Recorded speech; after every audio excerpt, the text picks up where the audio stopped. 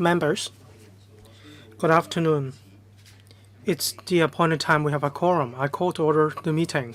Agenda item number 1, election of deputy chairman. In accordance with Rule 8D of Appendix 4 of the House Rules, if there is any valid nomination for deputy chairperson, the Bills Committee may decide if there is a need to elect a deputy chairperson. Upon the close of the nomination period, the Secretariat only received one valid nomination for the deputy chairperson of the panel. The member being nominated is Professor Chen Wen-Kwong, nominated by myself and seconded by Ms. Rebecca Chen. I now ask members if we need to elect a deputy chairperson for this Bills Committee. All right. Members unanimously pass the decision, and I declare Professor Chen elected as deputy chairperson for this Bills Committee.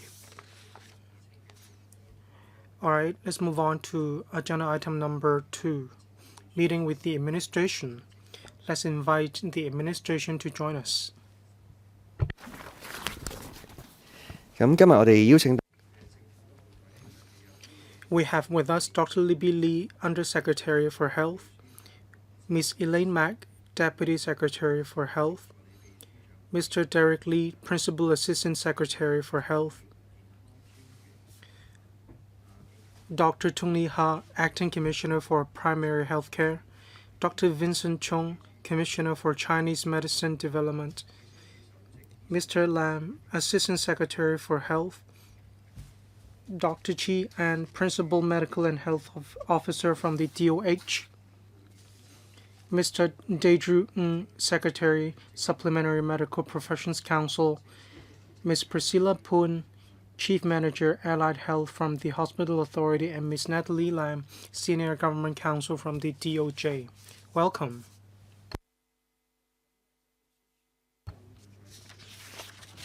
The Secretariat has received a total of 8 submissions on the bill. They have been sent to members for reference and to the administration for a written response.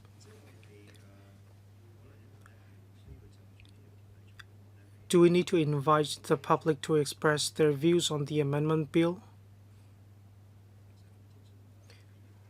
Members, any views? Do we need to invite the public to express their views? All right, Ms. Connie Lam. Thank you, Chair. Before the meetings of the Bills Committee, we received some views from the supplementary medical professions. Some patient organizations or groups also have views to express. So I'd like to hold a public hearing on this bill that is in relation to allied health professions. All right, any other views?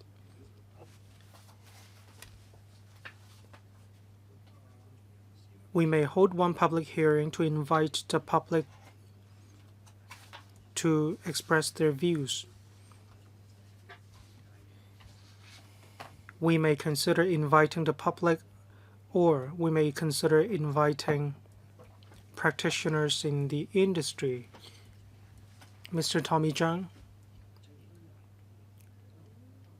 Mr. Tommy Zhang, please.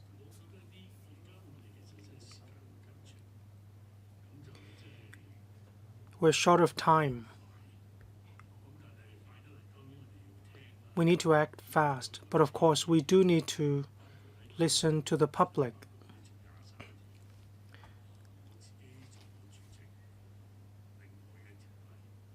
Article 23, COVID, we've been through all these. While I was the chairperson of a Bills Committee,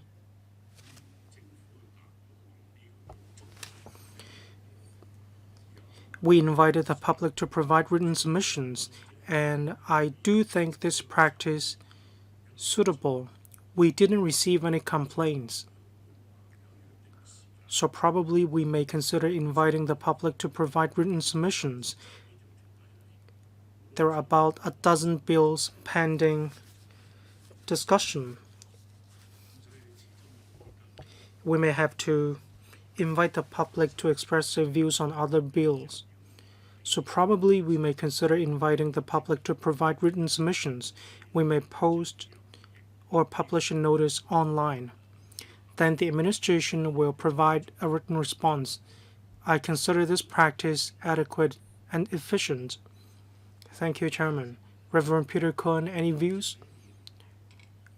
Not so far, thank you. Ms. Rebecca Chan? Thank you, Chairman. On top of Chairman, yourself, and me, members receive a lot of views from practitioners. I've had 3 to 4 meetings with professionals. We may consider inviting the public to provide written submissions or attend a public hearing. But we do need to have a direct dialogue with these practitioners. I'm a little bit worried if we only invite written submissions. Apart from Dr. Libby Lee, we also have other Chinese medicine practitioners. After all, this Bills Committee is about healthcare professionals. There are a total of 5 supplementary medical professions, and each of them varies. We do need to have a face-to-face hearing so that we can conduct exchanges face-to-face. These practitioners are the most important stakeholders. If we invite these practitioners to attend a public hearing, the administration and members will also be able to respond to practitioners face-to-face. Mr. Benson Look. Thank you, Chairman. I go along with Ms. Rebecca Chan. In the past 2 weeks or so, professional groups expressed their views to us. In our discussion with the administration, I believe the administration would like to have direct dialogues with different practitioners in the industry. A lot of professional organizations or bodies already have some views ready to express. A lot of public hearings take place on Saturdays. If we may hold a face-to-face hearing, I believe we can have discussions on the bill. Thank you. Mr. Bill Tang. Chairman, I'd like to share with you all. I'd like to talk about the mandatory reporting of child abuse. The practitioners came from professional background. We'll have a better understanding if we could conduct face-to-face exchange. This also shows respect.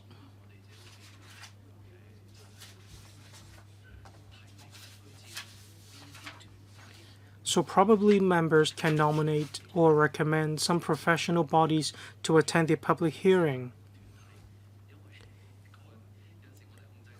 We may choose to invite deputations instead of individuals from the public. Otherwise, it'd be difficult to control the number of individuals that are going to attend the meeting. If we invite deputations only, this will show our respect, and this will also facilitate easier management. So I propose to hold a public hearing, but then members may nominate some professional bodies. So Chairman may have to sort out the list of the professional bodies we're going to invite. Any more views? No? All right, it seems members believe that we should hold a public hearing.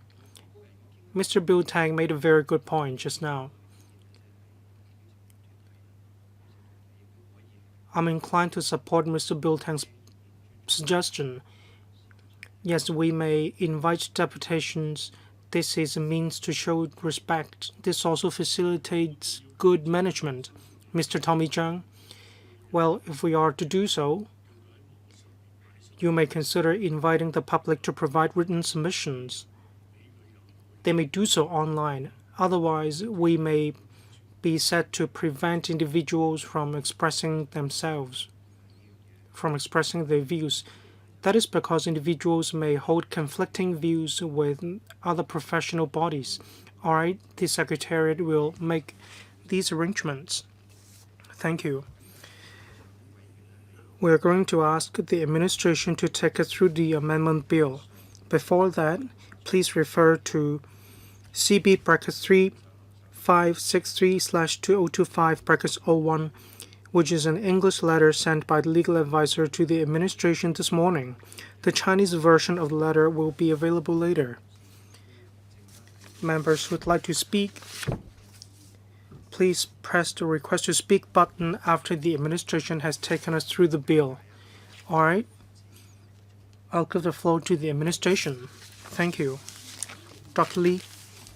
Thank you. The Supplementary Medical Professions Ordinance, the SMP, regulate 5 SMPs. They are medical laboratory technologists, occupational therapists, optometrists, physiotherapists, and radiographers. The principle of professional autonomy will be used. They are managed by the Supplementary Medical Professions Council and the boards of individual SMPs. There are 3 main purposes of this bills. We want to enhance the role played by the different SMPs. We propose to rename SMP as Allied Health Professions. And the Supplementary Medical Professions Council will also be renamed as Allied Health Professions Council. We need to be in line with the trend of multidisciplinary team of healthcare professions. We need to allow patients to seek physiotherapists and occupational therapists for services directly without a doctor's referral. And allied health professionals will also be allowed to accept referrals from registered Chinese medicine practitioners, CMPs, under specified circumstances. Restrictions will be removed upon the enactment of the bill. We want to make sure citizens will be able to make good use of the community network to seek medical treatment in relation to degenerative diseases in the community, say degenerative knee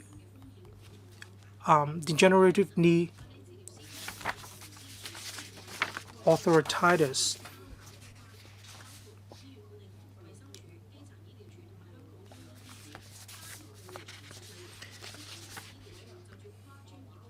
DH, HAPH, CC, CMHHK will also announce codes of practice in relation to the treatment of diseases. In case of any breach of code of practice, allied health professionals will be subject to disciplinary action. We will also draw reference from the experience of our country and other jurisdictions. We will conduct consultation within the industry, and we will also draw reference from the HA and DOH.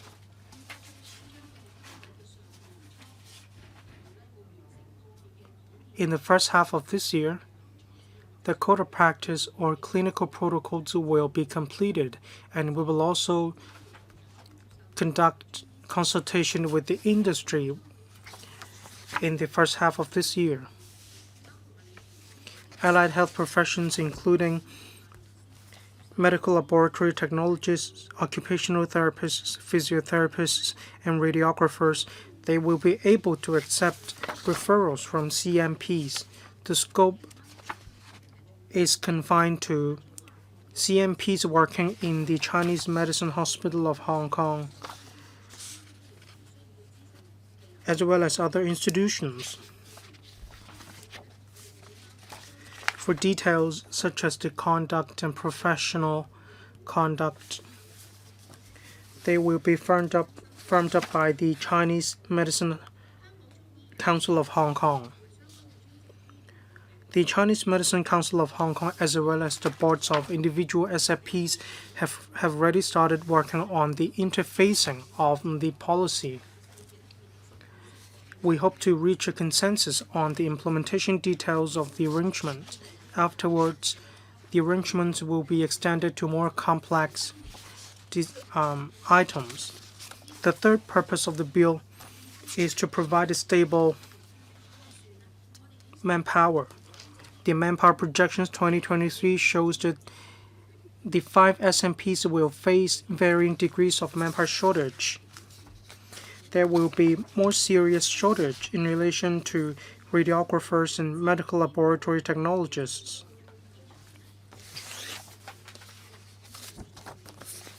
We will allow the admission of non-locally trained practitioners to work in designated institutions, which are DHHA, PHCC, CMHHK, and institutes offering SMP training programs.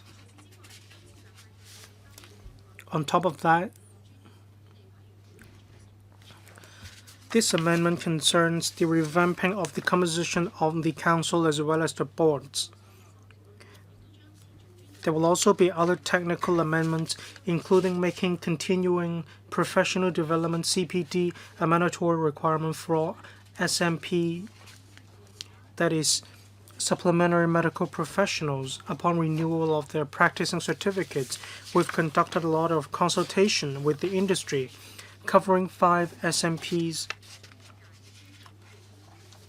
the CMP sector, the healthcare sector, and patient organizations, and so on.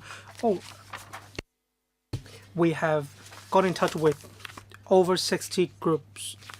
We have already reached a consensus with the industry.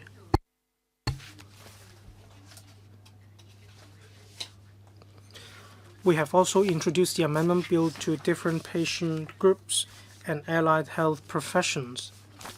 Before I go into the details, I'd like to explain to members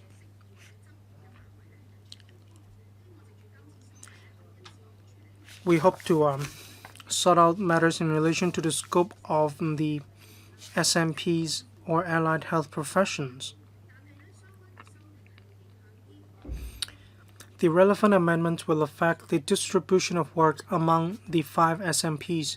We need to reach internal and external consensus. So in updating the definition, interpretation isn't the main aim of the amendment bill. In order not to affect the implementation of the ordinance, of the amendment bill, we encourage in-depth discussions on the scope of service and the administration will have to keep up with the times. I'll now give the floor to the Deputy Secretary to take members through the bill. Thank you, Chairman. As mentioned by the Undersecretary for Health, the purpose of this bill is to amend 5 areas under the ordinance. I will walk members through all of the amendments. First, we're going to rename the Supplementary Medical Professions, SMP. This has been explained by the Undersecretary. I will not talk about the reason again.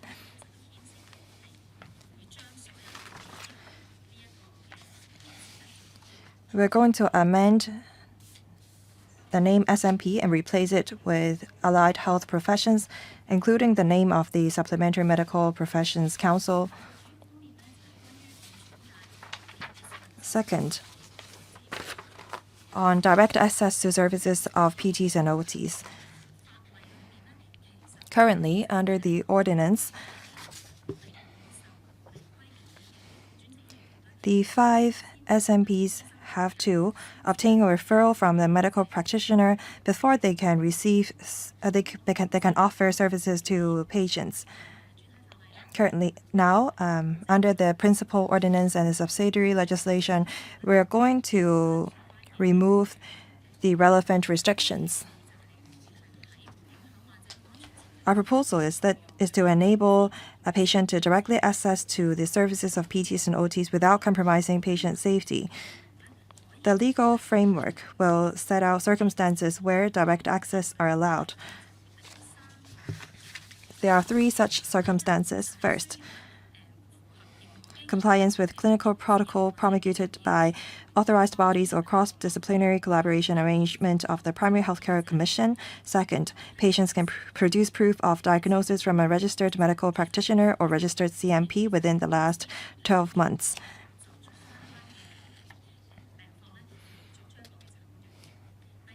Third,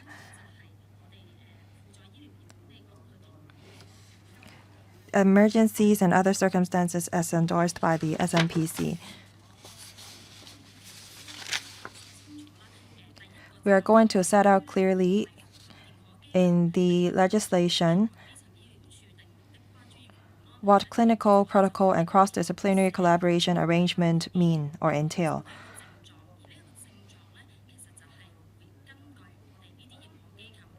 If the symptom is included in the clinical protocol, PT/OT may provide direct access to patients according to the clinical protocol set by the DHHA, PHCC, and CMHHK. As long as these PT and OT offer service to patients in accordance with the clinical protocol, they will be in compliance with the laws. If the patient have already enrolled in a cross-disciplinary collaboration arrangements of the PHCCs, then PTs, OTs registered in the future primary care register may provide direct services to these patients.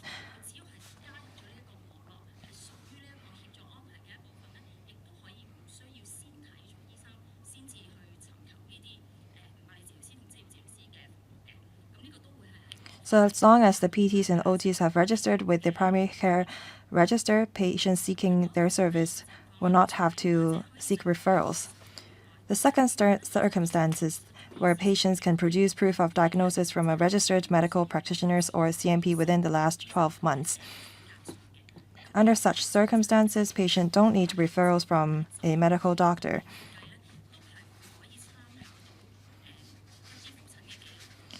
We think that the PTs and OTs can refer to, say, discharge letters, follow-up consultation documents of the patients. So as long as the patients have already sought consultations from a registered medical practitioner or CMPs, then the PTs and OTs can provide direct service. The third circumstance is where there's emergencies and circumstances endorsed by the SMPC.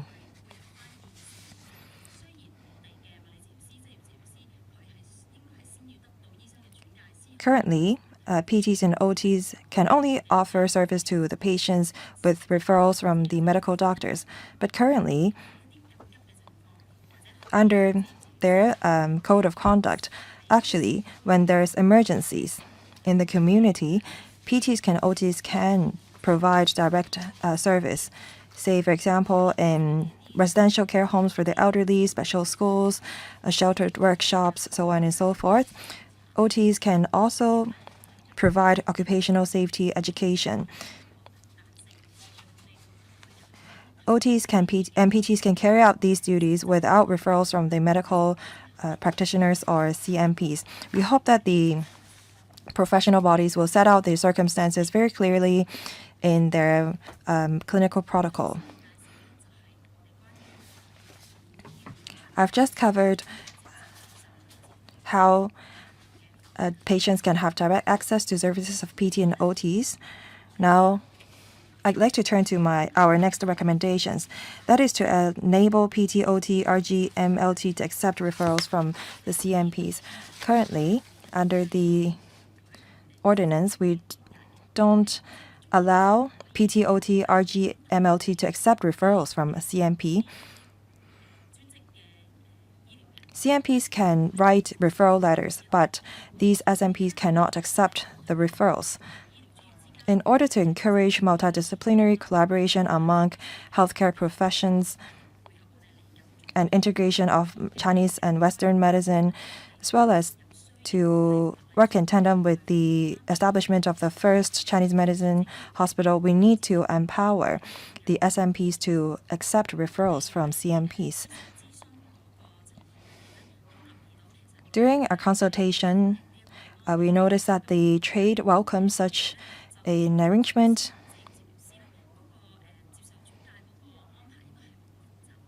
The referral mechanism for PT and OT may not be as complicated, but for RGs and MLTs,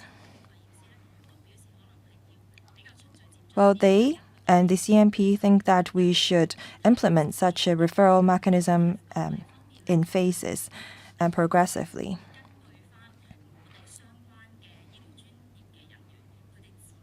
In the laws, we're going to set out that the relevant arrangements is to be set out by the relevant boards or professional bodies of the SMPs. As the Undersecretary said in her opening remarks, we're going to delegate the task to the boards of the relevant SMPs and the Chinese Medicine Council. We will tell them our expectations. We hope that within 1 year upon passage of the bill, they should have a draft of the arrangement prepared. We're going to work with them to facilitate professional discussion, to help them revise their professional codes or guidelines.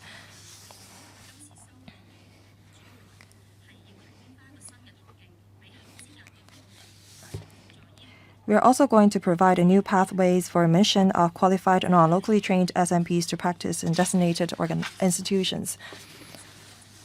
This is our latest manpower projection. Although we have increased training places over the short term,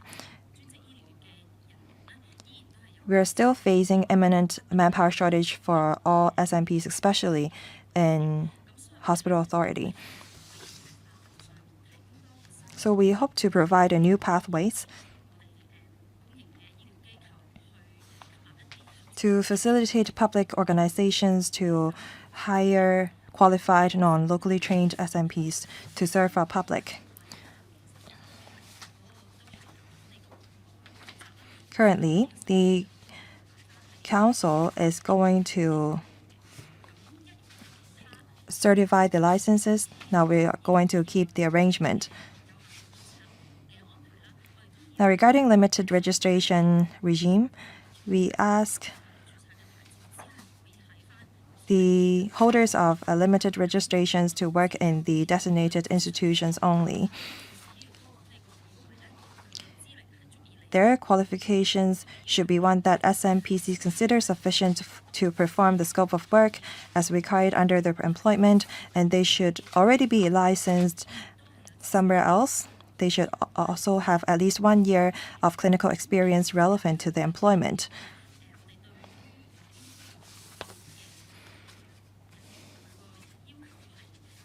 Our requirements for these non-locally trained SMPs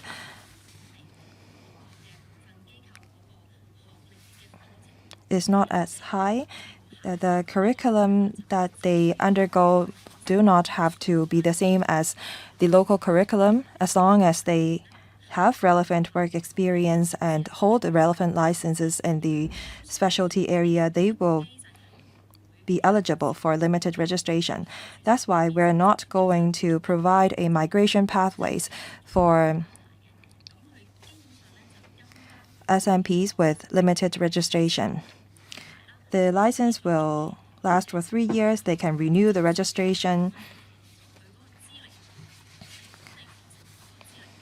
As long as their professional qualifications is not exactly the same or similar to local curriculum, they will not be able to migrate to full registration regardless of how many times they renew their registration.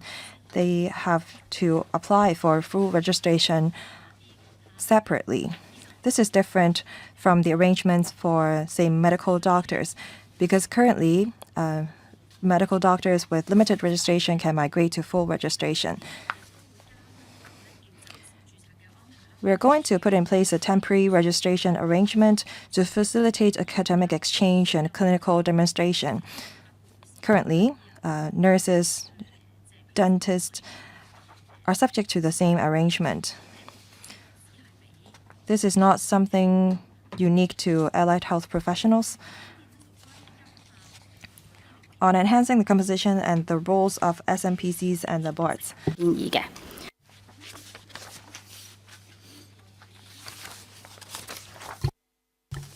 At present, the Supplementary Medical Professions Council, SMPC, as well as the 5 boards of the SMPs form a two-layer management model.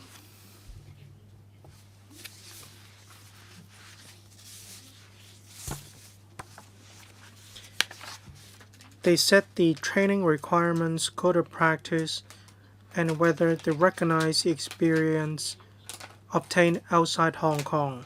There will also be other regulatory matters.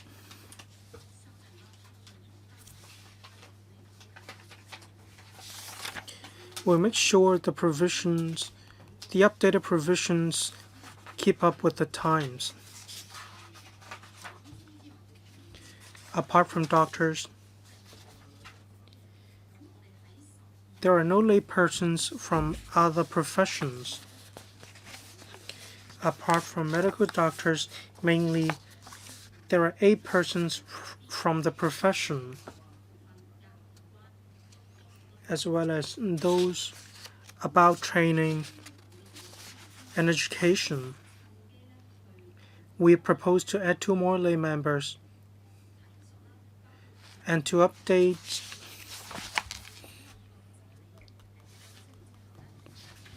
the provisions that are already outdated. Say the medical practitioner nominated by Hong Kong branch British Medical Association, we will update the relevant mention or the reference and change it to medical practitioner nominated by the hospital authority.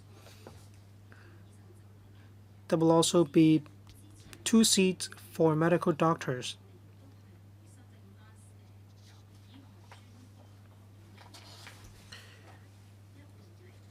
And we will also change medical practitioner nominated by the Hong Kong Medical Association to medical practitioner nominated by Hong Kong Academy of Medicine.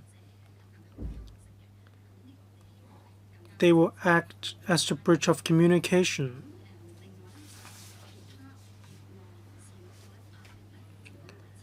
Regarding 8 persons from the profession, this will stay unchanged.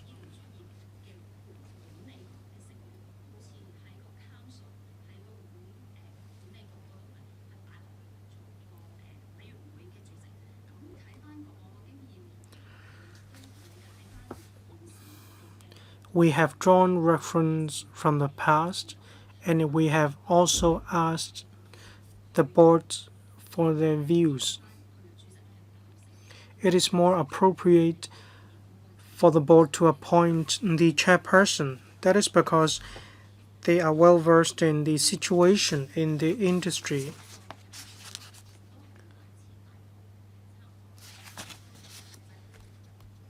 There will only be 1 more member sitting on a board. Upon the revamped composition, there will be a total of 13 board members.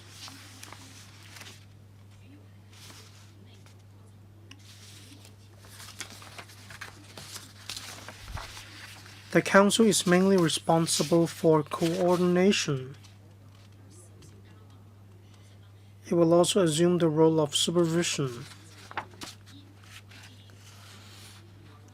However, we have identified room for further improvement that will allow the council to better perform its functions. Hence our recommendations for amendments. The existing composition of the SMPC is that 5 lay members will be invited to take up the chairmanship of the boards of the SMPs. in order to keep the 5 persons, as I mentioned, who will act as the bridge of communication. These 5 persons will sit on the council.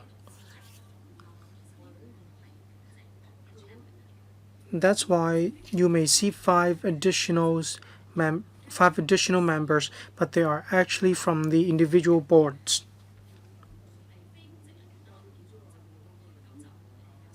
For those that are non-public officers, there are a total of 4.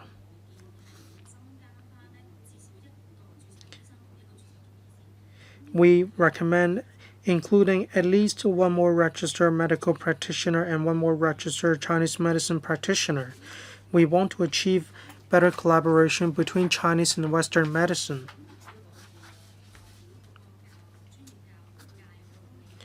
For the representatives of the education sector, the number remains unchanged at 3.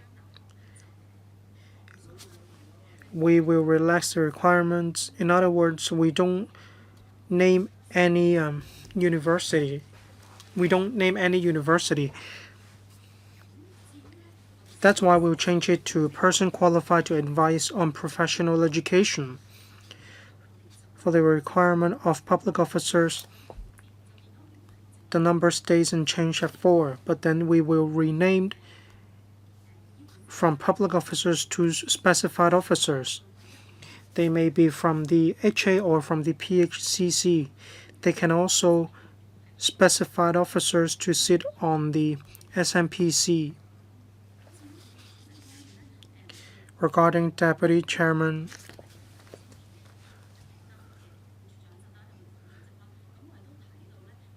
the deputy director or the deputy director will assume the position of deputy chairman. We can see the merits of this practice, so we will draw reference from changing public officers to specified officers. We want to make it more flexible. That's why we include a public officer and a person holding an appointment of HA or PHCC, so the total number of council members will go up from 18 to 25. The number of council members is appropriate in our opinion. Regarding the composition of the board and council, these are all of our amendments.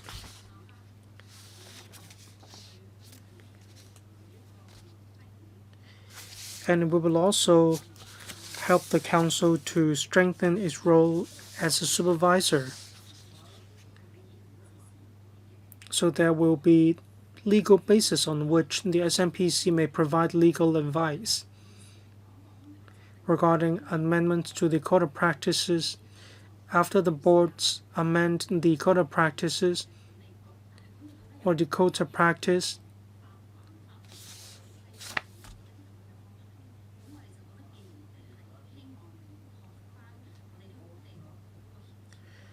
we want to set out clearly the coordinating role of the council.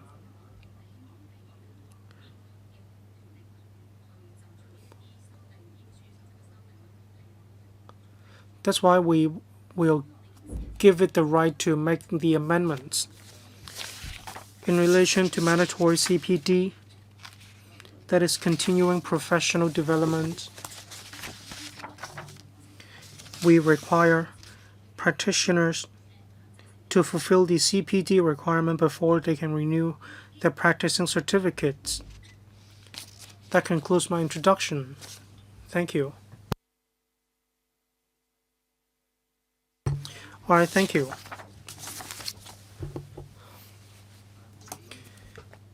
Eight members have pressed a button to request to speak. I'll read out the name. Ms. Rebecca Chan, Mr. Benson Look, Mr. Bill Tang, Professor Chen Wen-Kwong, Reverend Peter Kun, Mr. Tang Fei, Mr. Edward Leung, Ms. Connie Lam, and myself. Let's start with Professor Chan. Thank you. Together with other professionals, we've been asking to amend this ordinance. We want to allow multidisciplinary healthcare profession collaboration. I'm glad to see this amendment bill. I'd like to focus on Chinese medicine practitioners, CMPs.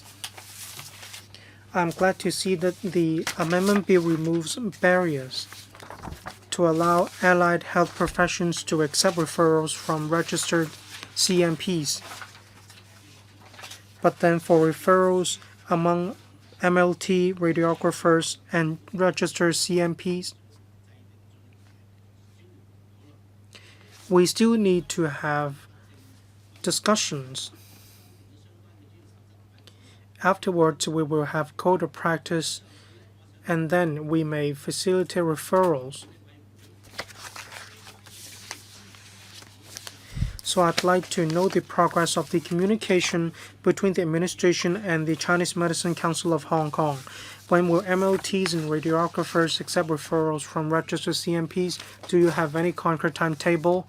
Just now, the Undersecretary and the Deputy Secretary said just now, the Chinese Medicine Council of Hong Kong and the industry have conducted a lot of work in relation to interfacing. They expect to reach a consensus within 1 year. I'd like to know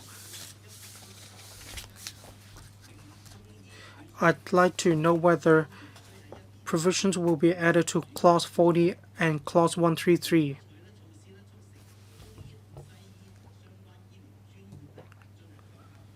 Measures need to be taken in order to promote collaboration between the Western and Chinese medicine. That is exactly how we can live up to the principle of this term of the government. That is, we have a result-oriented approach. For those working in the Chinese Medicine Hospital of Hong Kong, practitioners may accept referrals made by registered CMPs. Upon the commissioning of the CMHHK, Code of Practice and Clinical Protocols will be published. Now that CMHHK will publish clinical protocols, why doesn't the administration ask the individual boards to draw reference from such clinical protocols in the Code of Practice so that all the registered CMPs will also be able to make referrals? Considering the actual clinical needs of the CMHHK, I'm not against the idea that practitioners working in the CMHHK may accept referrals from registered CMPs working in the CMHHK. But I'd like to know the reasons for that. In other words, what is the difference between the CMPs working in the private sector and those working in the CMHHK? Why is there such a distinction? How are you going to explain to the public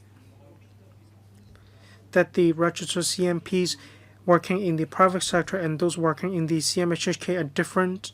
What about the MLTs and the radiographers working in the CMHHK? How are they different from those working in the private sector? Do you mean there's a different level of professionalism? Say, if I work in the hospital, I can make referral. However, if I work in BHK, I cannot make such referrals. How are you going to explain to the public? I will ask Dr. Chong to elaborate later on. Professor Chen asked if we will set a time limit under Section 40 and Section 133. We don't think that's appropriate. I will ask Dr. Chong to talk about how we are going to update the members regarding the progress of the discussion. The speaker is off mic.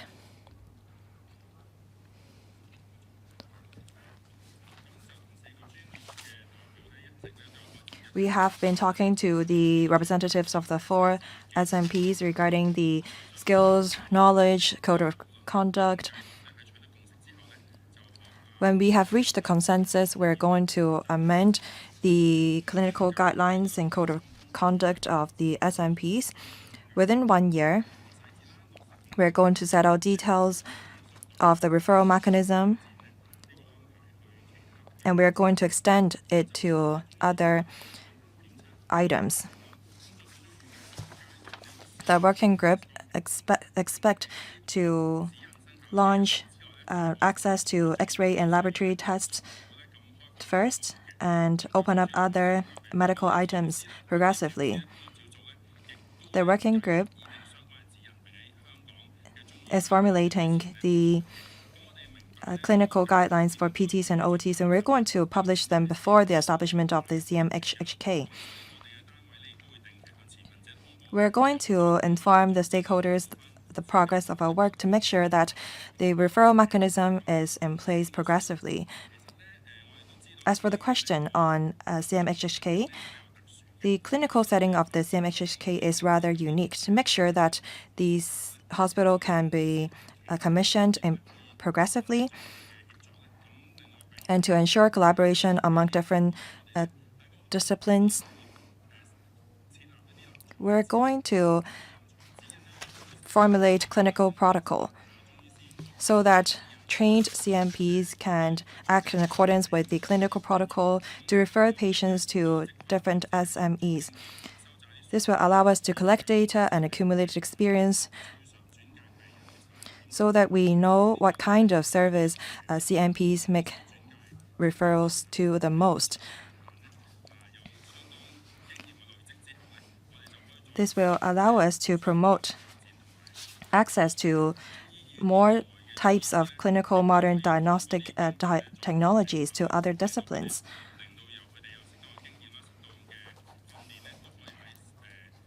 CMPs with proper training and experience can make similar referrals.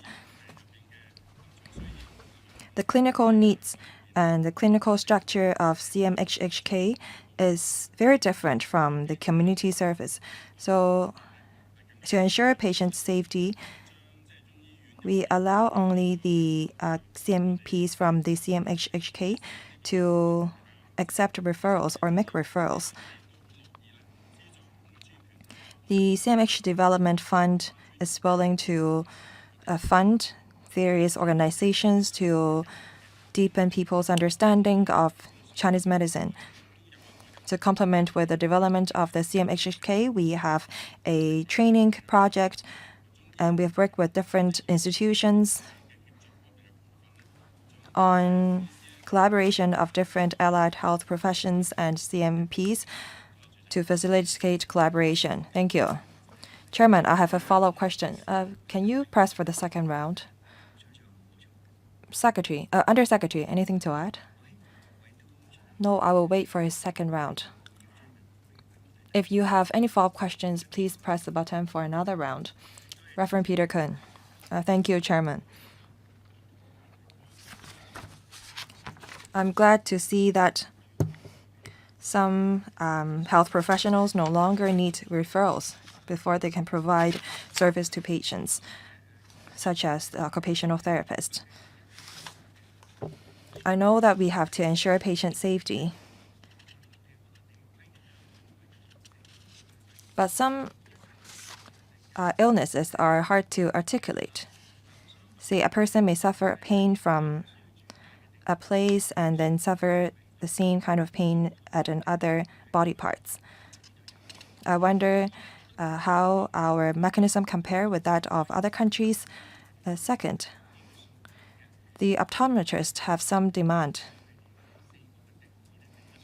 They'd like to amend the definitions of their professions. The administration said that this is not the purpose of the amendment. Do we have a timetable for the amendment of the definition? We have not amended the definition of optometrist in years. And I've read the definition, and it seems somewhat lacking. They just like to add one more line to their definition.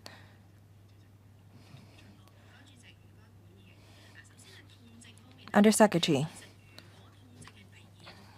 regarding pain, If a patient suffers pain at another body part, that could be another illness. If someone suffers from, say, backbone pain, and then they suffer from shoulder pain at another time, then these may be two different illnesses.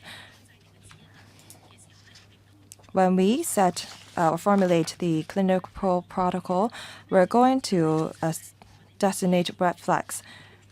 When the OTs discover or detect some red flags, they have to refer the patients to the medical doctors. We're going to set that out in the clinical protocol. As to the referral mechanism of some other countries, take Australia as an example, they have a two-tier referral mechanism. For OTs at private settings,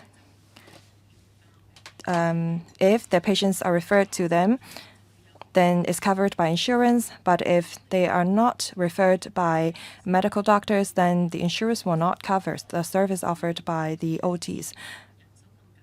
Given our tight manpower in the healthcare settings,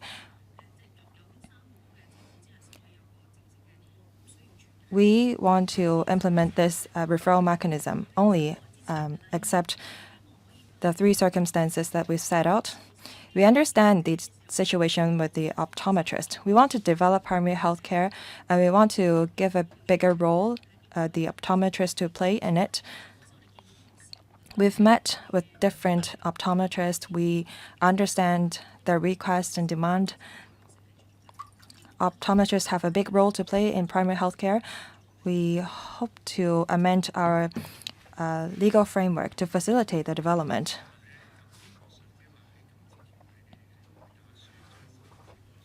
So you're not going to incorporate the request of the optometrist this time? No, we have conducted over 60 consultation sessions that do not cover the definition of optometrist. If we're going to amend the definition, we may have to seek, say, views from all of the optometrists or eye doctors. Mr. Benson, look, thank you. I have 3 questions. The first 2 questions have to do with direct access to PTs and OTs services. And the proposed amendment, it is said that patients do not need to get the referral letters from CMPs or medical doctors before they can have direct access to PTs and OTs, as long as they can produce proof of previous diagnosis. Do, say, medical leave certificates count? Do their drugs package count? What kind of documents do the patients have to produce? Another question. Well, when we met with the OTs,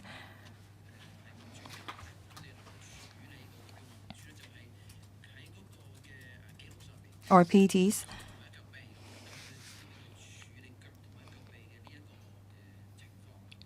if the diagnosis is just about, say, numbness of legs, then they can only deal with the relevant issue. But sometimes the numbness results from a waist pain. Do the patients have to go to the patients to get another diagnosis? Or can the OTs deal with the issue of sciatica? Third,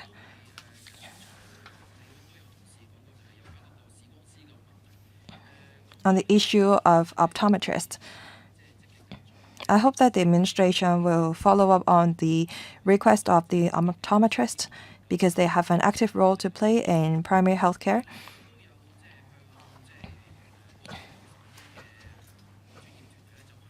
Another group of professions is Radiographers Council or Academy. They have a similar request. They want to amend the definition of their professions. They want to change the Chinese name of their profession to keep it on par with other allied health professionals. So optometrists and radiographers both want to change the definition of their professions. So how can we help them with these requests? Undersecretary, thank you. If the diagnosis is set out in the medical certificate, then that can be used as the proof. I now would like to appeal to the members of the public to install e-health. If you have the relevant medical records on e-health, then our SMPs can refer to them. Scatia may result in symptoms such as leg numbness or pain. When the medical doctors attend to such a patient, they will not use leg numbness or pain as the diagnosis. They would usually set out scatia as the diagnosis because the pain and the numbness are just the symptoms. And our SMPs will only refer to the diagnosis. We understand the request of the optometrists and the radiographers. We hope that the boards of these relevant SMPs will discuss more. They have to give us a concrete proposal on the definition that they like to see. The two professions are essential to the development of primary health care. Hopefully, we can incorporate the change in our next round of amendment. Next, Mr. Tang Fei. Thank you, Chairman. I'm glad that we are able to scrutinize the bill today, and this is conducive to improving our medical system. I have a few questions. The Undersecretary said that they're going to rationalize the relationship between the boards and the councils. There has to be a medical doctor in the council, and there are also a lay member who's going to be appointed as the chairman of the council. Another proposal under the bill is to allow some SMPs to accept referrals from CMPs. Shouldn't we also include CMPs in the composition of the council on top of adding more lay members?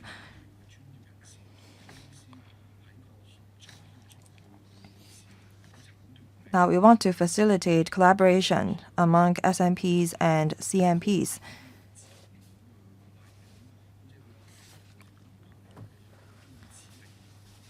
So I think that we have to have at least one CMPs in the council.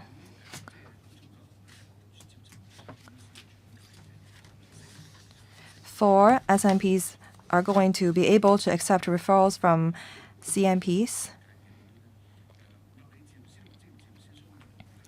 PETs and OTs, I get those, but I don't really understand why we include RGs and MLTs. Radiographers make diagnosis and they offer radiotherapy. Can CMP refer patients to RGs? If the patient is suffering, say, from malignant tumor, can the CMP refer the patient or have the knowledge to refer them to the RGs?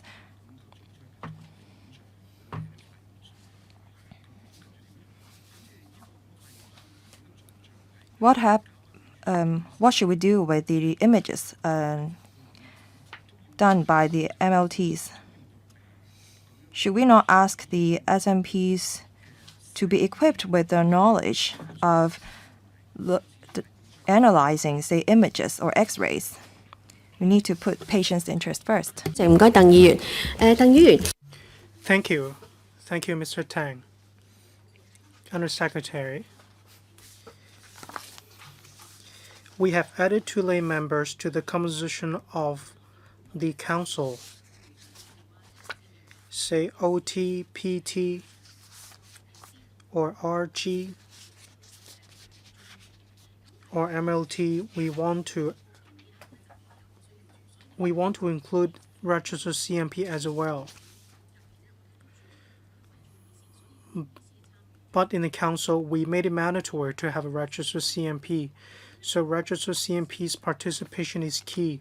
Regarding RG for therapists,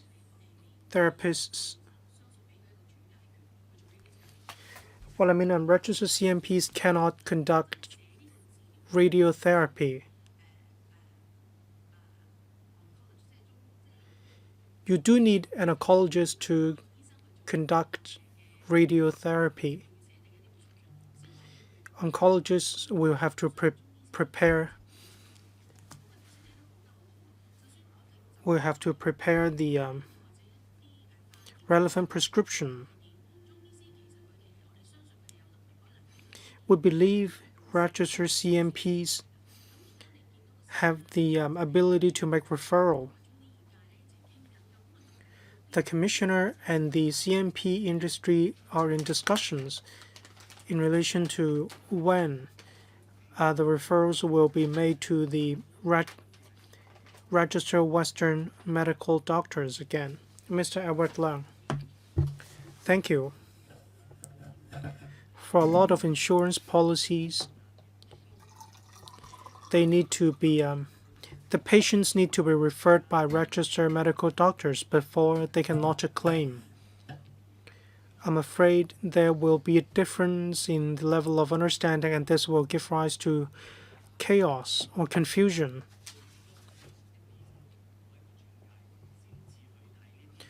Patients may go to a medical doctor before they have service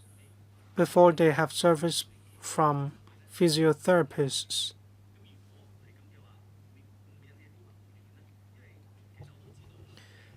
If so, there may be confusion. We want to implement the VHIS. I understand the administration wants to have good PPP. Such public healthcare reform is to achieve these purposes, so the insurance side is important. I'd like to ask the administration these questions. Thank you, Mr. Edward Leung. Indeed, we didn't devote a lot of coverage to these. We will follow up on this issue, and we will also conduct consultation with the industry. Thank you. Next, Ms. Rebecca Chan. Thank you. I have a lot of questions. First of all,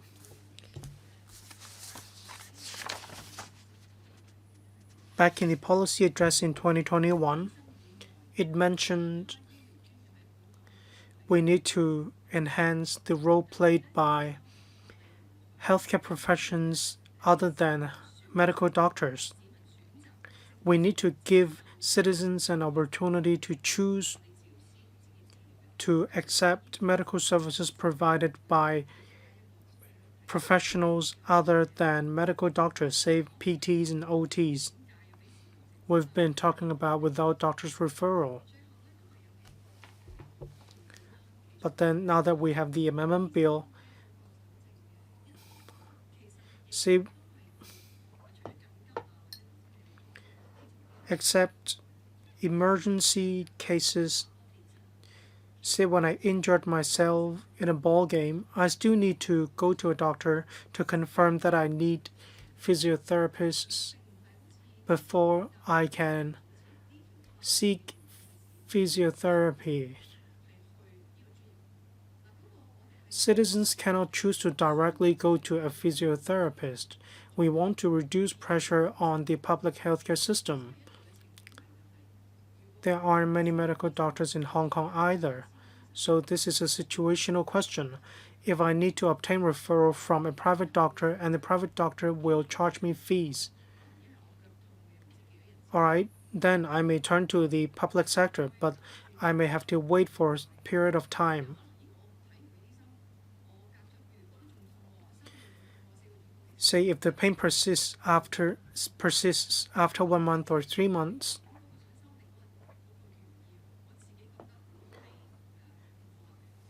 this may not be in line with the purpose of the amendment. So I have to ask this question on behalf of PTs. They are professionals.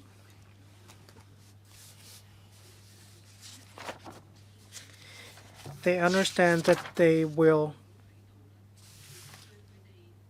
conduct therapy on patients without compromising their professional standard or patient safety. Is it the case that you don't consider PTs professional? There are some overseas examples. When PTs go to practice in Indonesia, Taiwan, and Australia, patients don't need referrals from a doctor or from a medical doctor. They can directly go to a physiotherapist. Then, are you worried that PTs in Hong Kong will soon leave Hong Kong for other jurisdictions where referrals are not required?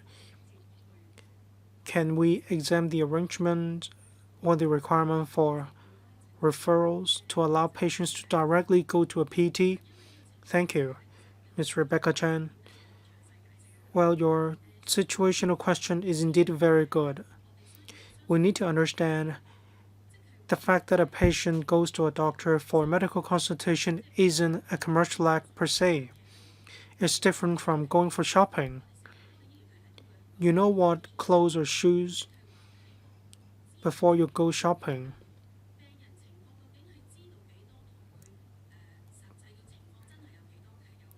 How much a patient knows about his or her situation is different from the actual situation of a patient.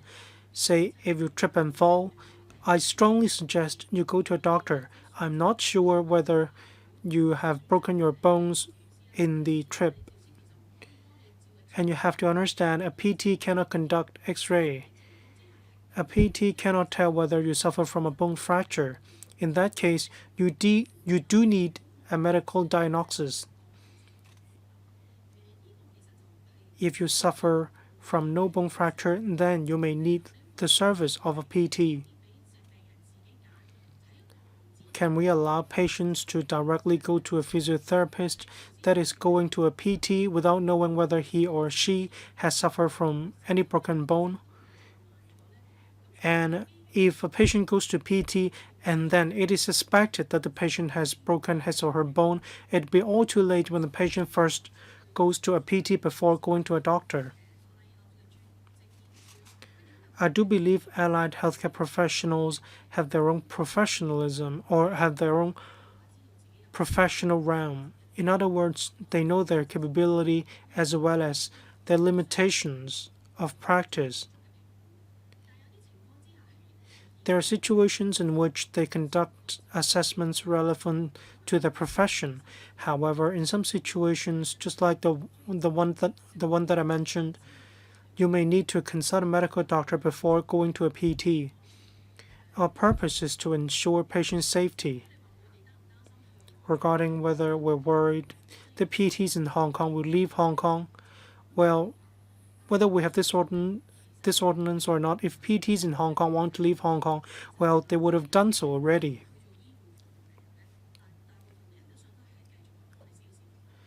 For those who would like to work in the healthcare sector, I believe they do want to serve the people in Hong Kong. Regarding limited registration, why can't we allow allied health professionals to migrate from limited registration to full registration? Well, that is down to the fundamental differences in the curricula of different allied health professions. That's exactly why we have this arrangement.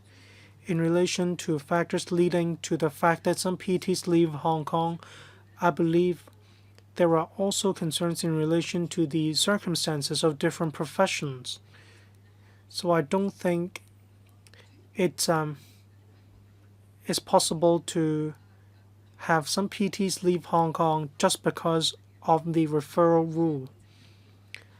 Well, I'd like to follow up. We do need to understand patients need to consult a medical doctor first, but then Citizens are complaining about the high cost of going to a private doctor, and then it takes a very long time before one can seek medical attention by a public doctor. Is actually a chicken or egg situation. I'd like to set out the background.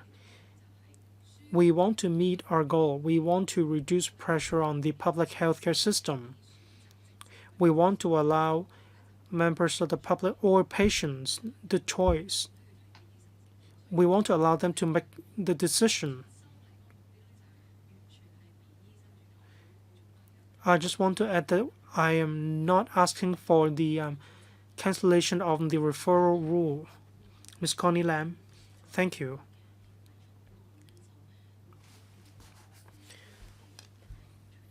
The SMP Amendment Bill is said to have obtained the consensus of the 5 allied health professions after 60-odd consultation sessions, but I received views from at least 3 allied health professions. An amendment bill may have extensive effect, say radiographers, optometrists, code of practice.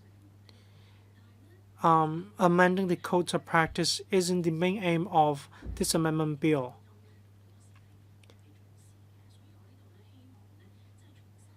Allied health professionals think that their views have been taken too lightly.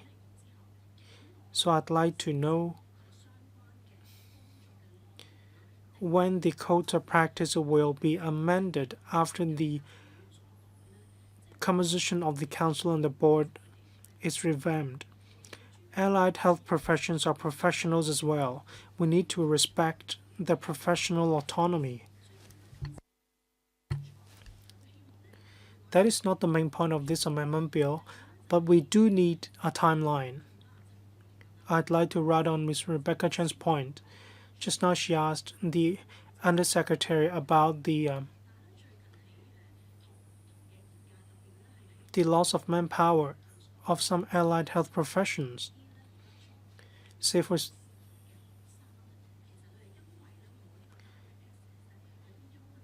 some PT students are actually worried when there is no direct access in Hong Kong. Should they leave Hong Kong for Australia, for Taiwan, for instance? Oftentimes we talk about traveling for talents and retaining them in Hong Kong. Now that we've trained nurses, but then they leave Hong Kong, we couldn't get a hold of enough dentists either. We need to attach a lot of importance or sufficient importance to allied health professions. Some allied health professionals expressed concerns on the clinical protocols.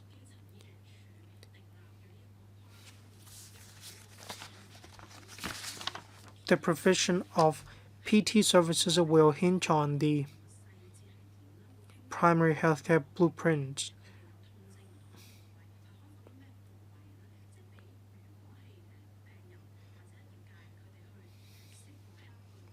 If patients seek help, they need to understand the scope of treatments that a PT can provide. I'd like to know about the process of preparing the codes of practice as well. We need to enhance the transparency. What bodies or what organizations are involved? Say in the mandatory reporting of child abuse, there are guidelines, there are also sample cases. So I'd like the administration to respond. Thank you. Undersecretary, thank you. 4 questions. Dr. Ha will answer the question on clinical protocol. Ms. Lam has heard views from the trades. Just now you asked if the optometrists can change the definition of their professions, if they can carry out more types of treatment. Well, that's not the purpose of the amendment, but we do note the views of the trade. We've met with the optometrist multiple times. As we are developing the primary health care, we want the optometrists to take up more duties. But we should put in place a consultation arrangement with the medical doctors and the optometrist. We should not just rely solely on the views of the optometrist. We're going to tackle this problem very soon. If we can expand the scope of work of the optometrist, that's conducive to the development of primary healthcare. We'll continue to talk to the trade.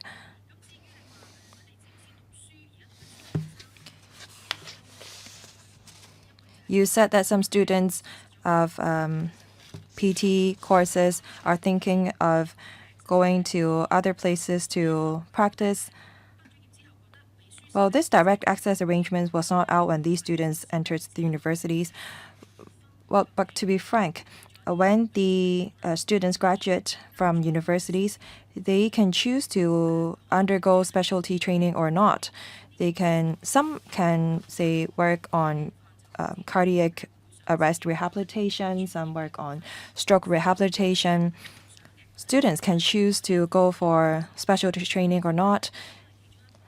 Some can go for general physiotherapy, can become general physiotherapists.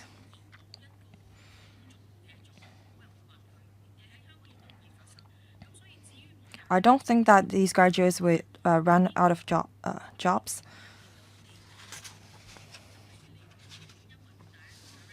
I don't see graduates of PT courses leaving Hong Kong without the direct access arrangement.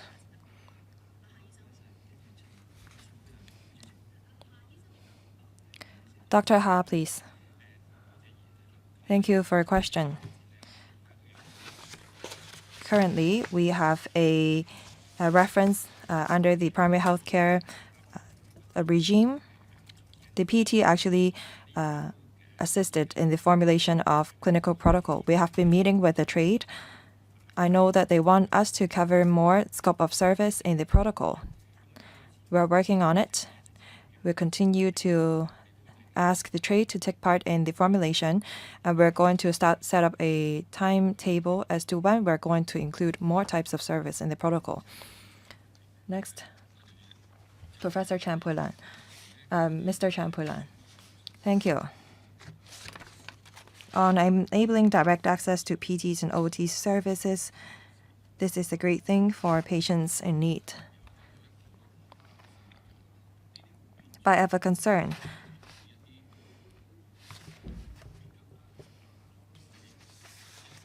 Will this arrangement be abused by some medical institutions? We see in the news reports that some pain centers offer physiotherapist service to patients. They may sell patients, say, massage services in the name of offering physiotherapy services.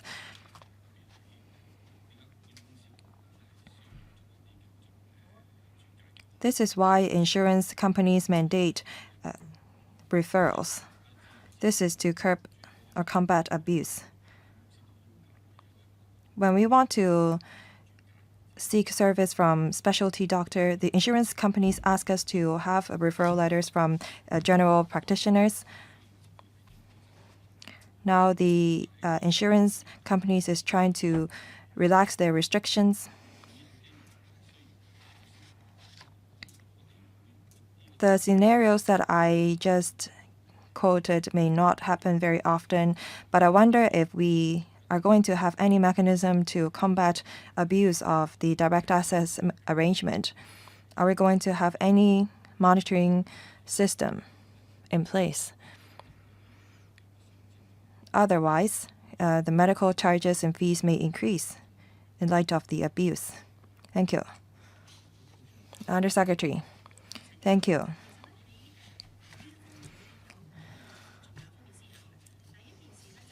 First, if an allied health professional carry out services that is out of their scope, the Department of Health may invoke the Private Facilities Ordinance. And we believe that the Council will be the gatekeeper.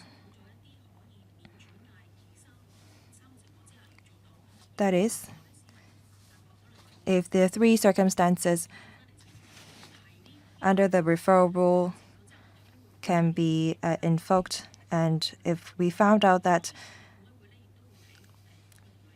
eventually the patients actually lied, then there will be disciplinary action. We rely on the relevant boards to combat abuse. Patients can seek service from PTs as long as they are previously diagnosed within the last 12 months. Will there be abuse? Well, it's hard for us to say.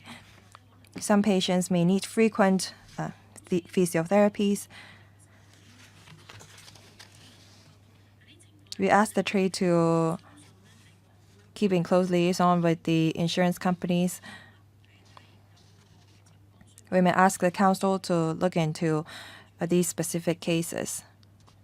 We rely on the boards of the council. Ms. Judy Chan. Thank you, Chairman.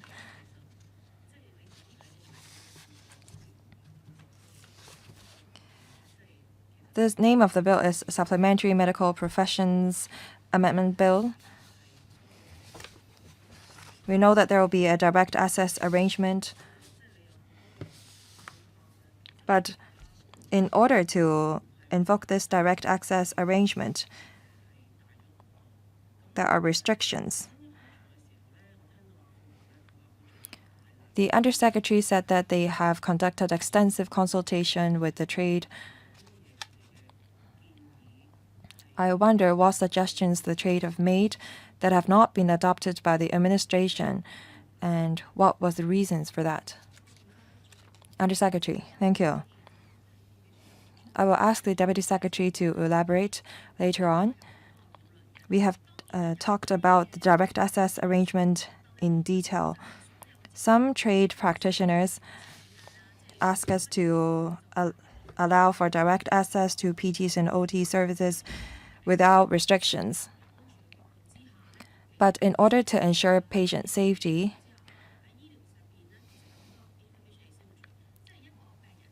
well, actually, there is a lot of information asymmetry in the healthcare sector. Patients may think that they know what they're suffering from, but that may not be the case. So we ask the patients to seek advice from the medical doctors. We need to allow for direct access while controlling the risk. We have been discussing this for the past 2 years. The proposals that we tabled today have the support of the SMPs. Regarding enabling SMPs to accept referrals from CMPs, after CMPs have read the blood test, if they don't understand if the indicators are normal or not, or if the CMP are not able to see or detect any bone fracture from the X-rays or images, should they refer the patients then to the medical doctors? We ask the radiographers, the CMPs, and the MLTs to discuss the diagnostic outcome together. We propose to allow the SMPs to accept referrals from the CMPs, but regarding the detailed referral mechanism, we ask the relevant boards and the CMP Council to formulate it. In the future, the relevant bill will be renamed Allied Medical Professions Amendment Ordinance. How did you come up with the 12-month time frame? We have different types of pain, shoulder pain. It could last for 2 years. If you set the time frame as 12 months, then patients may have to still seek referral letters from the medical doctors. How do you draw the line?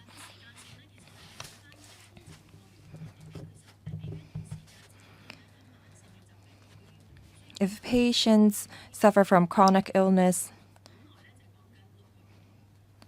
we previously planned to allow them to seek help from SMPs if they have a diagnosis in the previous 6 months.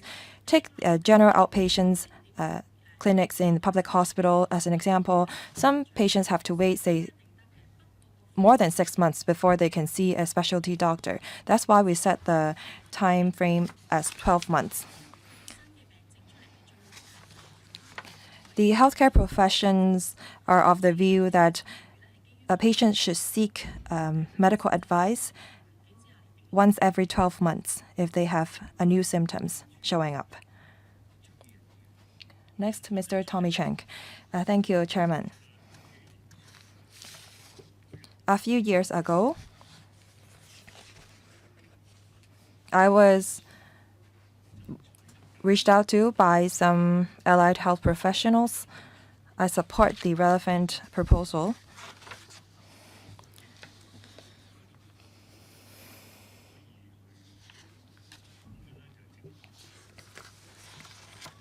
Some members have talked about this issue.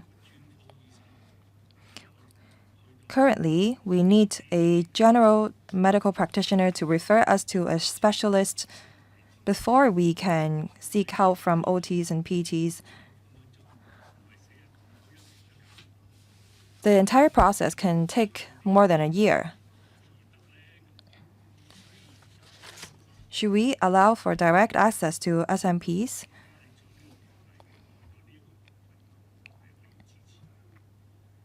I think we should, so I support your proposal on this part. But I have two questions. First, now we allow the CMPs to make referrals. I'm not trying to make light of the role of CMPs in Hong Kong.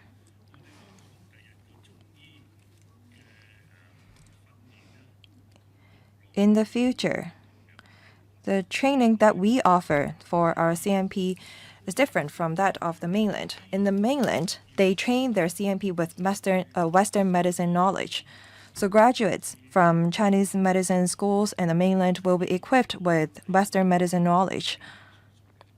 They know how to, say, read X-rays and images because part of their training entail Western medicine knowledge.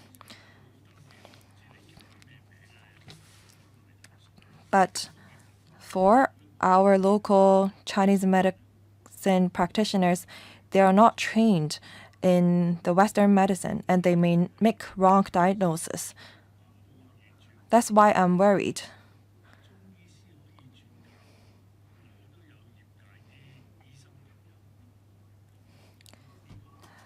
Some medical doctors told us that we have to be cautious with the referral mechanism that has to do with CMPs. Undersecretary, Mr. Chang's understanding is correct.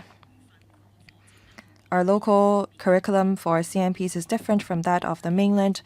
As you've said, in the mainland, Chinese medicine students also undergo Western medicine training.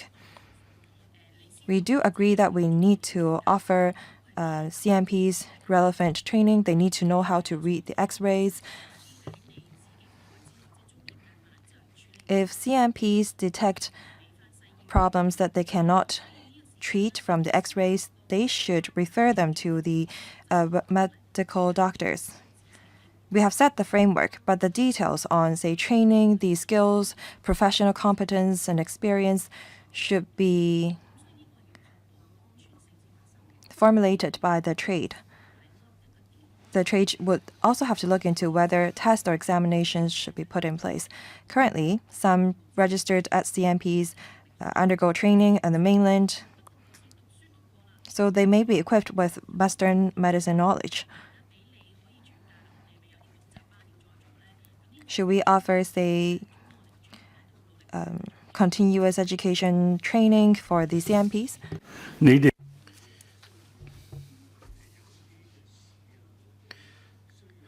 Well, do you require CMP to take tests to ensure their understanding before you allow such an arrangement, instead of allowing all CMPs to make referrals.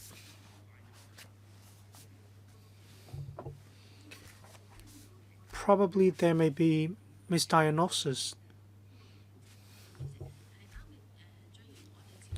Undersecretary, yes, indeed, we are working towards this direction. There may be tests, there may be crash courses, and so on. Well, you didn't set it out in the bill. Well, the Chinese Medicine Council of Hong Kong and the boards may formulate codes of practice.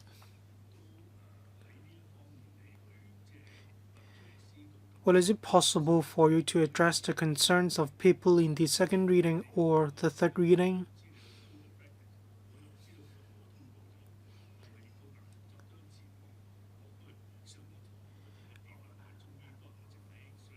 Well, we couldn't tell whether a CMP has all the necessary skills, expertise, and so on by just looking at the face of the CMP.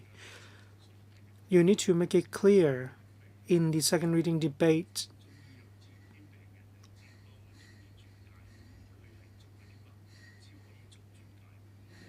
Then patients will understand whether a CMP will know whether a CMP can make referral. Ms. Lillian Kwok. Thank you. I support the amendment bill. For the five professions, we understand all the professionals have been waiting so long for this amendment bill.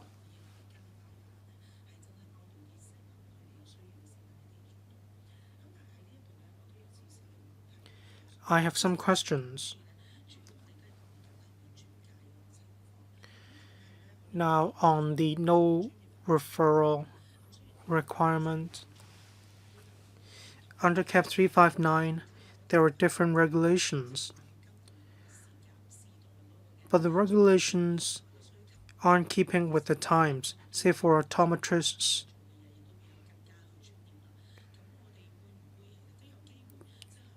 What they do right now is getting more and more professional.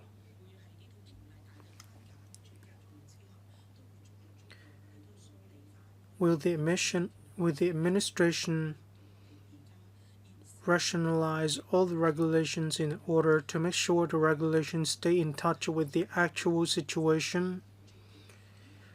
Now, under the ordinance, it only covers 5 professions. But we always say that this makes up the most important, or this is actually one of the major components of primary health care. Mental health matters as well. Allied health professions in other countries cover other professions as well. Say mental health counselors, therapists, they are covered under the primary healthcare blueprint as well.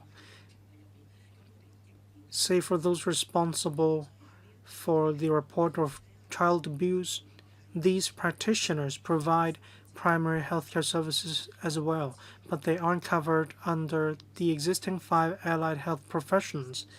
We need to consider revamping the ordinance in order to make sure the ordinance keeps up with the times. Undersecretary, in relation to optometrists, yes, we do need to follow up on the definition of optometrists. Later on, we'll see if we need to have a discussion on the scope of work for the 5 allied health professions. We do want to act faster. We don't want to wait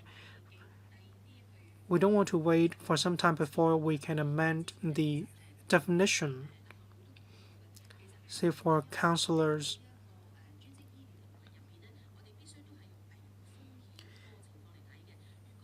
we need to take into account the risks of patients.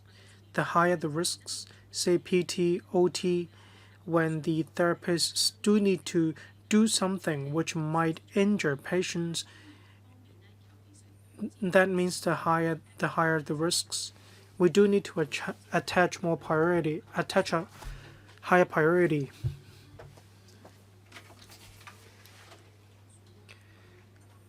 At present, the administration has no plans to add more health professions to the list of allied health professions. Any follow-up? No, I don't have any follow-up. I understand this will take a longer time, and we are just starting with the bill. I agree that we need to work on the 5 allied health professions first. Afterwards, we may extend the scope to other professions as well. But I hope the administration will work faster. Thank you. Then my turn. Regarding the bill, supplementary medical professions will be renamed as allied health professions. The English is quite special. We have the word ally.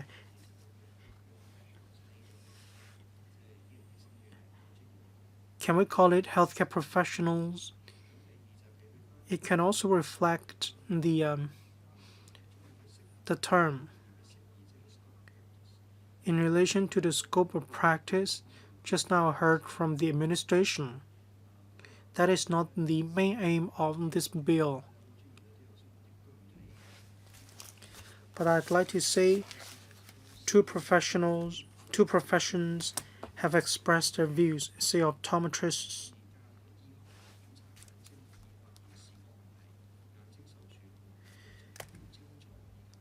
Say the identification of eye diseases, eye disorders, and so on. This definition may be added to the scope of work in relation to radiographers. Their suggestion is rather simple. In Schedule 1, in the future,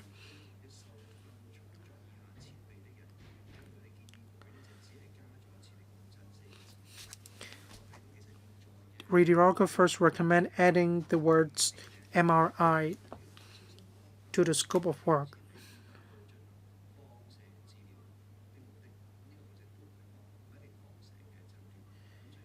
Now the definition covers temperature, ultrasonic, and so on. These two professions have put forward quite concrete proposals. I hope that the administration will consider their proposals.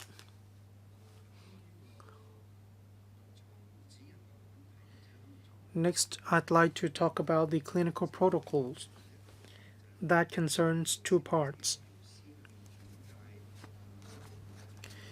One, for no referral required for OTs and PTs. There are 5 specified circumstances.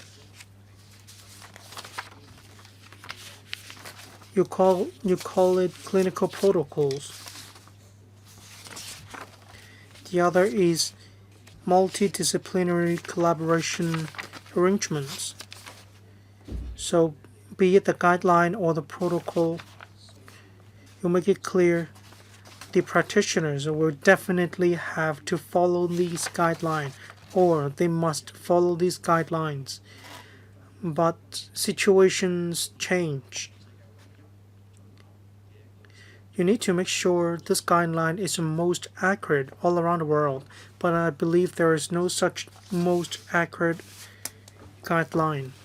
If a practitioner adopts the guideline used in another jurisdiction, you cannot say that practitioner breaks the law. What if one practitioner causes injury to a patient by following the guideline? Is it the responsibility of the practitioner?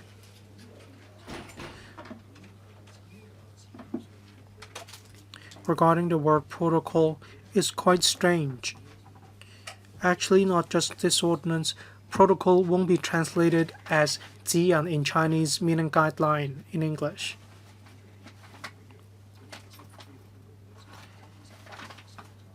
You don't really need the word protocol, and you may use the simple word guideline for 指引 in Chinese, that is guideline in English. Chairman, thank you for your suggestions. Allied may not sound good, but healthcare may be too wide as a definition. Say medical doctors are also healthcare workers. In our industry, we are very used to using the term allied health. So far, we haven't yet heard from the industry as to what term they'd like to use. In relation to the interpretation or the definition, we do understand it may still take some time. Regarding MRI, I suspect not only MRI, probably the whole sentence will have to update it or revised as well. What if there are new pieces of equipment in the future? We do need some time to look into this situation. Regarding the translations of protocol and guidelines, indeed, their translations may be different, but we may come to that in the clause-by-clause scrutiny.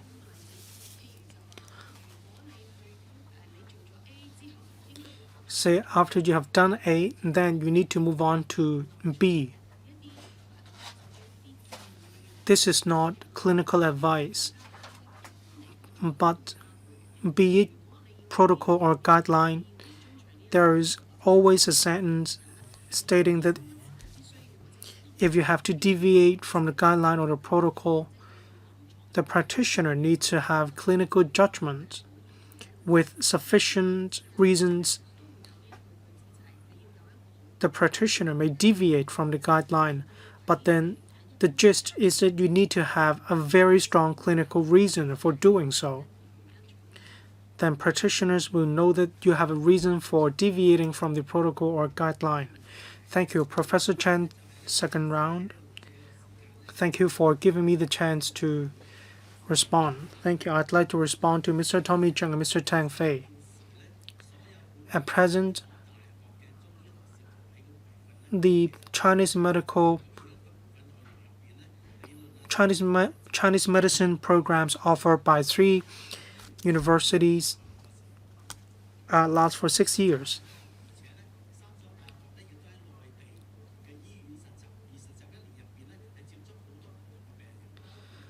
These students have internship or practicum in hospitals in mainland China. The contents are rich. I'd like to explain to members the training of registered CMPs is very rigorous in Hong Kong. Rest assured, probably we may go on a visit to the mainland. We can have a better understanding of the situation. Then the public will understand the locally trained CMPs of a very high level.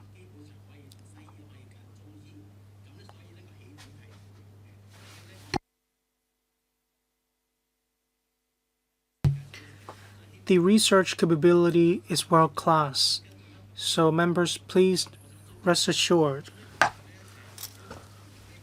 Just now, the Undersecretary said that it's not appropriate to set out a time limit in the bill. We accept this, but I'd like to know how you can make sure all industries will reach a consensus in relation to Chinese medicine practitioners.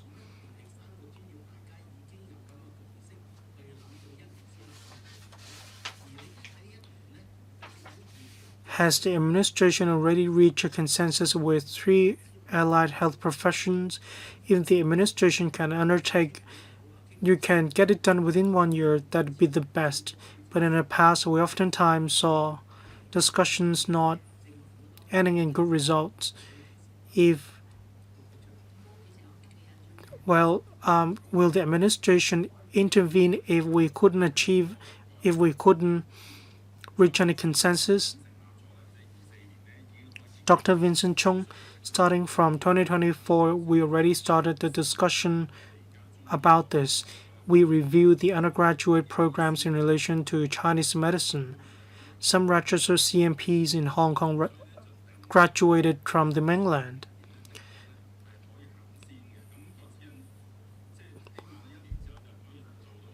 We hope that we can finish the guideline within 1 year for CMP's reference.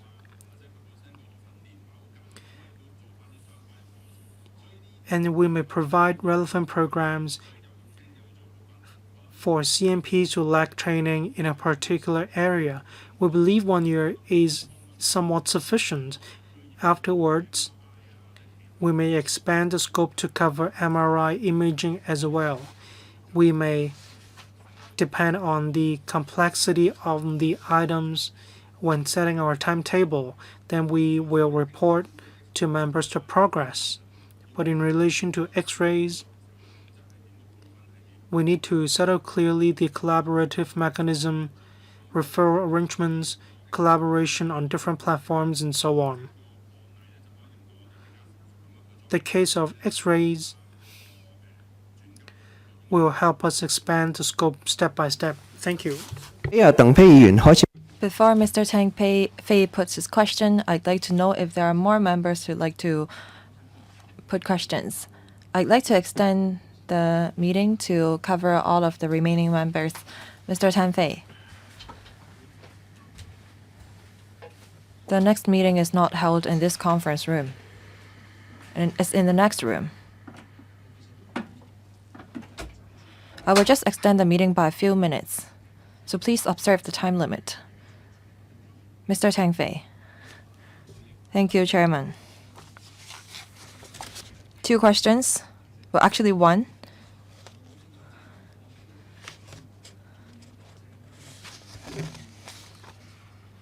Students studying Chinese medicine in Hong Kong and the mainland may receive different training. I believe that they will undergo training in Western medicine, say 30% Western medicine, 70% Chinese medicine. Many CMPs working in Hong Kong actually come from the mainland, or they were trained in the mainland.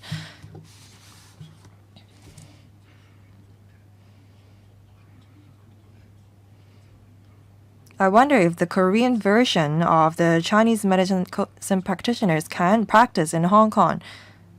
I see these Eastern practitioners in Hong Kong. So all I want to say is that not all CMPs working in Hong Kong come from the mainland. They could come from other countries. I'd like to now talk about PTs.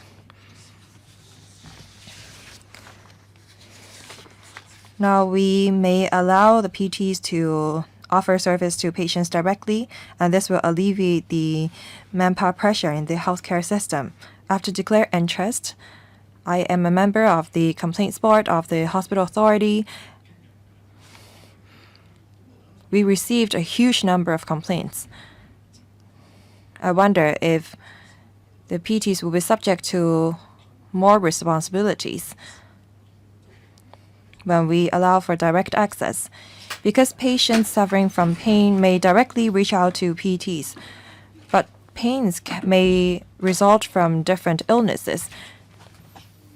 It could be initial symptoms of a very serious disease. However, PT may not be able to diagnose the disease. They can only work on the symptoms, such as shoulder illness or shoulder pain.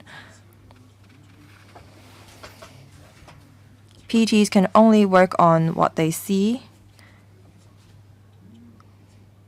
They can only offer physiotherapy or offer massage to their patients, and this may lead to misdiagnosis because the patients have not been attended to by a specialist doctor.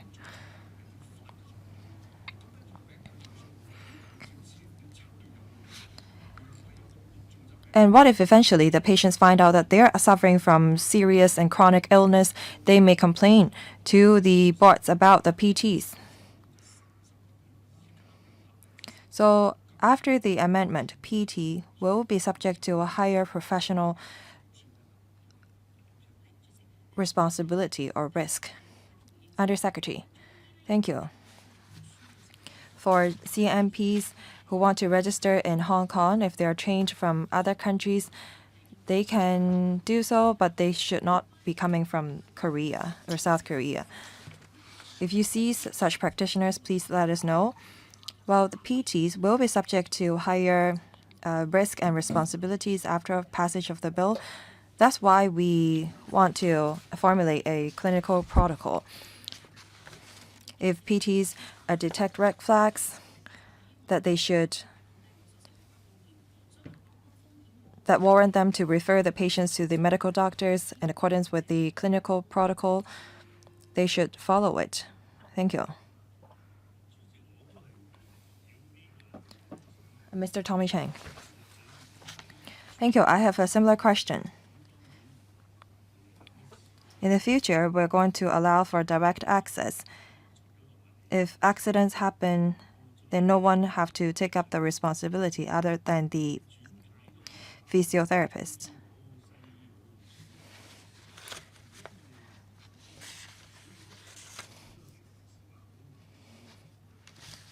Some members ask if the 12 months period is too short.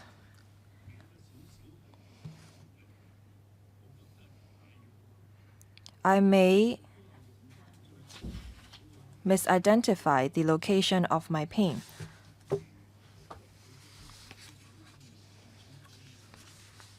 If I have received a previous diagnosis, then I can directly seek help from the SMPs. I don't have to go for the specialist again.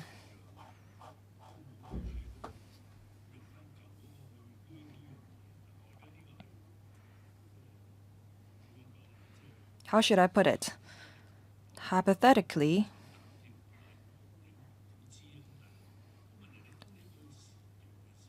how would I know what kind of illness I'm suffering from? And sometimes the locations of the pain may shift, and if accidents happen, who should take up the responsibility? That's my question. Undersecretary. Thank you. Mr. Chang's question has to do with the clinical protocol. If the patient exhibits new symptoms, then they should go to medical doctors again. We're not saying that the patients should not seek help from medical doctors within the 12-month period. That's the choice to be made by the patient. Should the medical doctors take up the responsibility if the patients don't go to them? Of course not. But if the PTs encourage the patients not to go to seek help from medical doctors despite exhibiting new symptoms, then the PTs should be held liable. Undersecretary.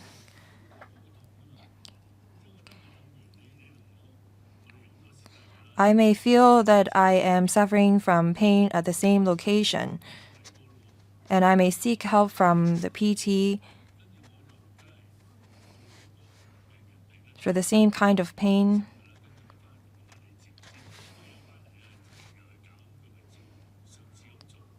And the PT may offer the same type of service.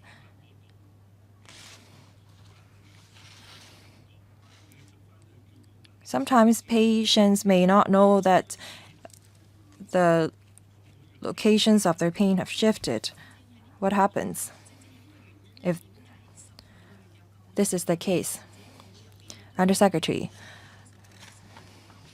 Some people think that the 12-month period is too short, something is too long. That's why we said that the patients need to go to the medical doctors if they show new symptoms. And we think that 12 months is a suitable time while we can control the risk. Any time longer than that would not be appropriate. If the SMPs detect new symptoms from the patients, they should encourage them to seek help from medical doctors. Ms. Chen Huayan. Thank you, Chairman. I think that we all have met with different organizations and bodies. Some associations of PTs have talked to me. The administration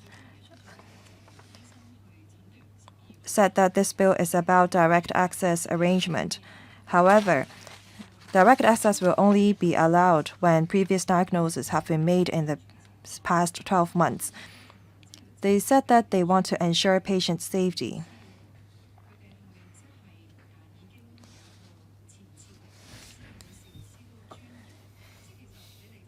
Are you questioning the professionalism of PTs?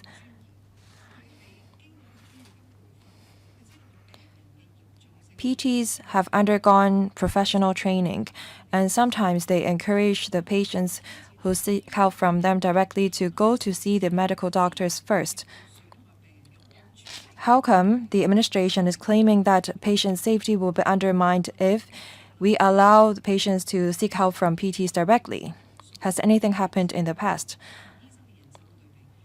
Now, I'd like to talk about the number of PTs in Hong Kong. In 2025, we have a shortage, and the gap will be filled in a very short time. And we have a severe shortage of manpower within the medical doctor professions. So waiting time for PTs will be shorter in the future, and the cost will be lower. I think that given this background, we should allow the patients to seek help directly from the PTs. We should allow the people to go to PTs directly if they say just sprain their ankles from a basketball game. By this, we can leverage on the allied health professions to alleviate the manpower pressure in the healthcare system. Third,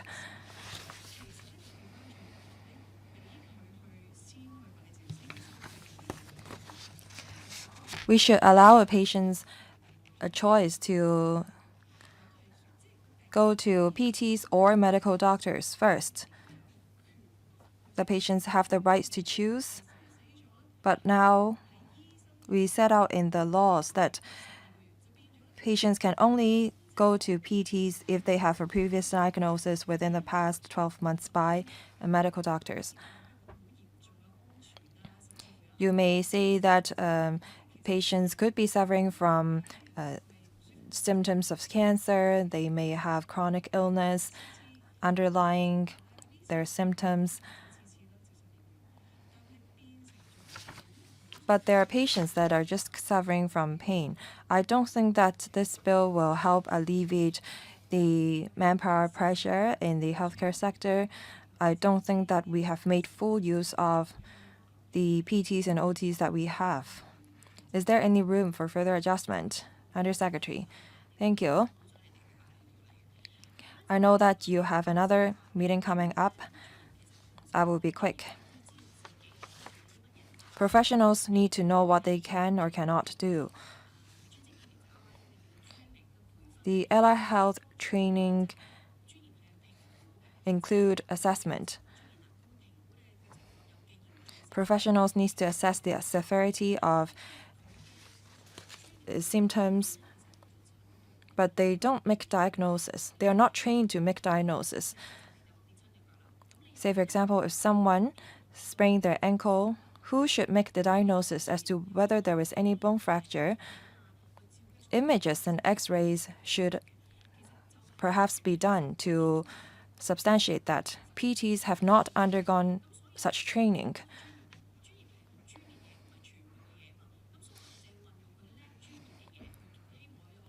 We want to rely on professionals in their relevant knowledge to alleviate the pressure. I know that Ms. Chan is very concerned about the manpower shortage in the healthcare sector. In the future, we're going to have more PTs, but PTs spend longer time with the patient. The contact time is longer than medical doctors. So we should not just compare the numbers of PTs and medical doctors. There is room for further collaboration among all the professionals. We just talked about the rights of the patients to make a choice, but that hinges on the knowledge of patients. There is information asymmetry. in this world. What the patients think that they know may not be true, and we should not rely solely on the judgment of the patients. That's why we set out the 3 circumstances. 係，最後係我。 Thank you. I'm the last member to ask questions. Regarding the no referral requirement under specified circumstances in designated institutions, I understand there are 4 such institutions. They are DHHA, PHCC, and CMHHK. They can issue clinical protocols which the therapists will have to adhere to. For the DH and the PHCC, if they issue protocols for all therapists to follow, then I have no particular views. Regarding the HA, however, it doesn't have a lot to do with primary health care. Well, it has the most PTs. So you ask the HA to prepare the protocols. It may sound reasonable, but will you consider asking experts in the HA to prepare the protocols together? What about the CMHHK?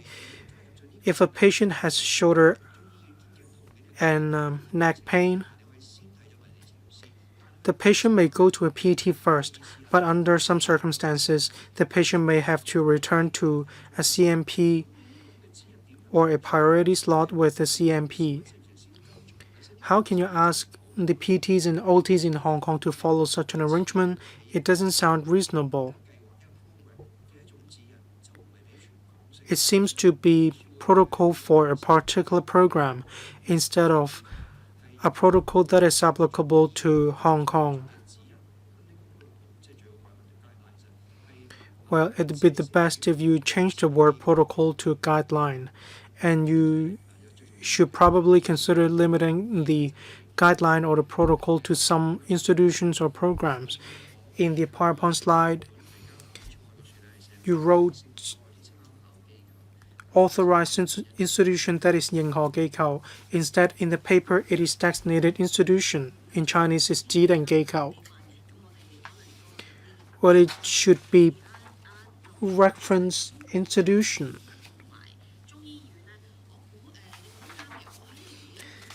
Regarding the HA and CMHHK, yes, indeed. The step-down care is about primary health care. That is, upon discharge, a patient needs to go back to primary health care. That is step-down care.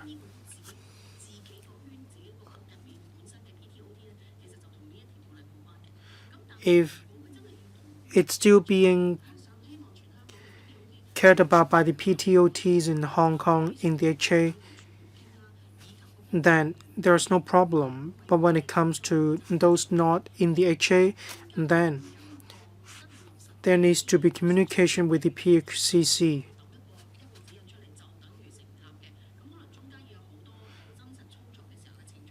We do need to take into account the implementation in the real-world setting instead of just having a protocol.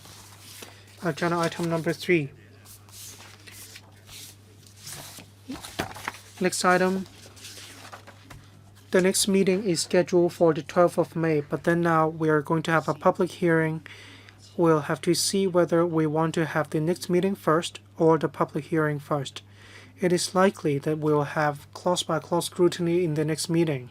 Ms. Rebecca Chen, well, I'd suggest that we hear from the public first.